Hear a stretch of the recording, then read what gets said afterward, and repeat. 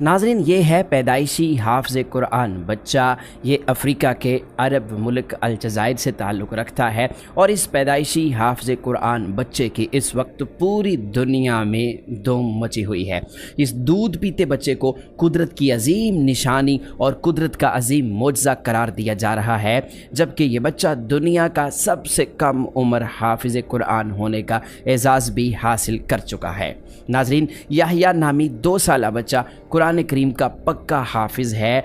इसे बहुत सारे लफ्ज़ अभी कहने नहीं आते, यानी ये लफ्ज़ साइकिल भी अपने मुंह से नहीं निकाल सकता, नहीं बोल सकता, लेकिन कुरान करीम इस कदर रवानी से पढ़ता है कि दुनिया हैरान हो जाती है। इसे आप कुरान पाक की कोई भी आयत सुनाएं, ये फ़ौरन उससे अगली आयत पढ़ना शुरू कर देता है।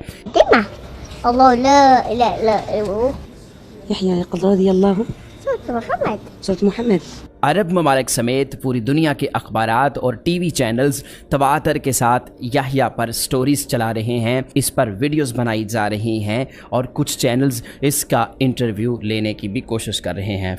अशरूक न्यूज़ नामी एक टीवी चैनल है जिस पर इसका इंटरव्यू दिखाया जा रहा है और ये इंटरव्यू बहुत ज़्यादा वायरल हो रहा है।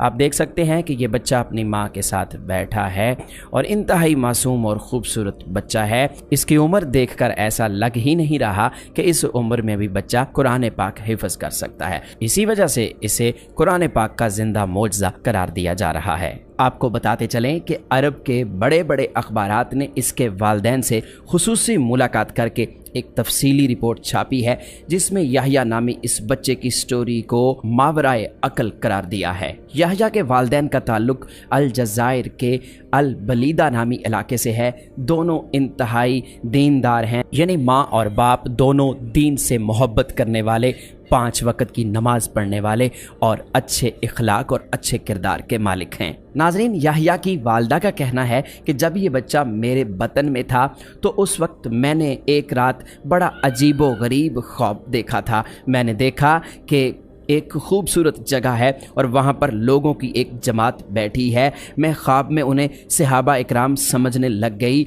मैंने बहुत ही खूबसूरत और बुलंद आवाज़ में उनके सामने कुरान करीम की तिलावत की। इसी दौरान एक शख्स ने मुझसे कहा, ये सैयदना साद बिन अबी वकास रज़ी अल्लाह ताला अन्हो हैं और ये तुझे बुला रहे हैं। मैं उनकी तरफ चल पड़ी तो उसी शख्स ने एक इंतहाई पुरवकार बुज़ुर्ग की तरफ इशारा करके कहा कि ये सैयदना अबू बकर सिद्दीक रज़ी अल्लाह ताला अन्हो हैं। ये सुनकर मुझ पर हैबत तारी हो गई कि मैं सहाबा इकराम के मजमे में हूँ और मैंने तिलावत कुरान पाक जो सुनाई है वो मैंने इन सहाबा इकराम को सुनाई है। वो कहने लगी कि मैं हैरान भी हो गई और परेशान भी हो गई। मैं उस शख्स के साथ चलते चलते जब साद बिन अबी वकास रज़ी अल्लाह ताला अन्हो के पास पहुँची तो मैं क्या देखती हूँ कि वहाँ पर एक सफ़ेद रंग की दीवार है जिसके अंदर एक चमकदार किस्म का मोती जड़ा हुआ है। सैयदना साद रज़ी अल्लाह ताला अन्हो ने मुझसे फरमाया कि ये मोती तुम्हारा है,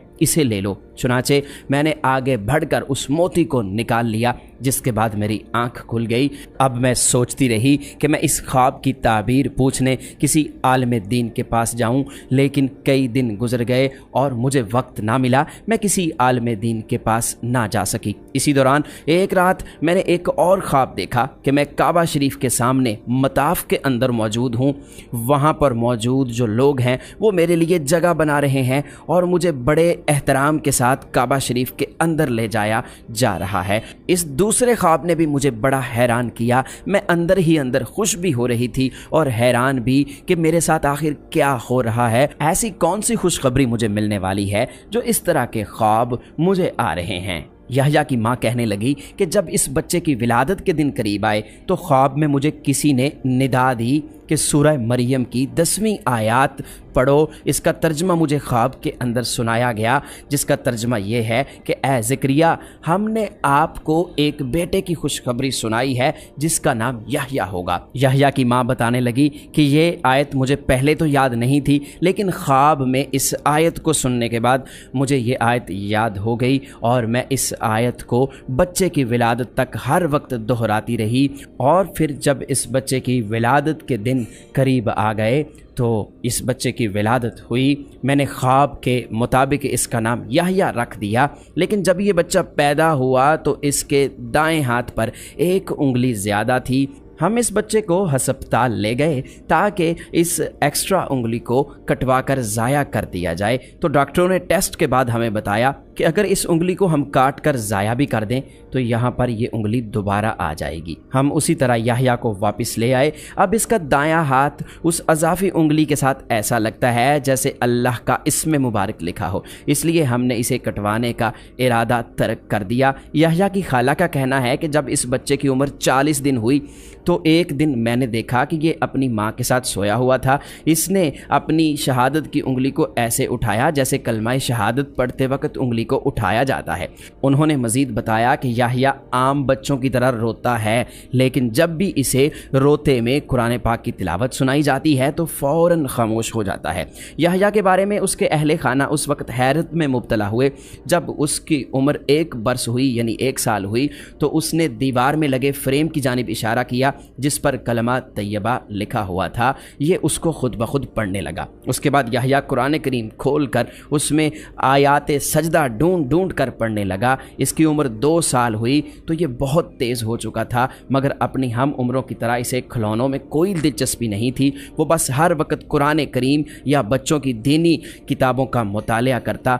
अगर कुरान करीम या किताब ना मिलती तो वो टीवी पर कुरान करीम की तिलावत सुनता रहता।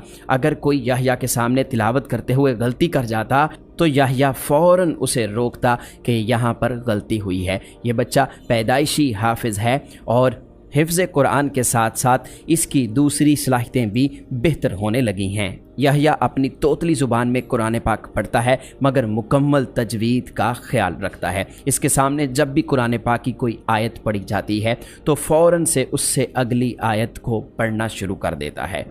जब भी वो अपनी माँ के साथ कहीं जाता है तो मुसलसल कुरान पाक की तिलावत करता रहता है। एक और कमाल की बात है कि याह्या जब भी सूरत तौबा पढ़ता है तो बग़ैर बिस्मिल्लाह के पढ़ता है, और ऐसा ही पढ़ने का शरई हुक्म भी है। याह्या घर में तो कभी कभी खामोश भी रहता है, मगर जब भी वो अपनी माँ के साथ किसी जगह पर जाता है, कहीं पर बाहर जाता है, तो वो मुसलसल कुरान करीम की उन आयात की तिलावत शुरू कर देता है जिनमें अज़ाब इलाही से डराया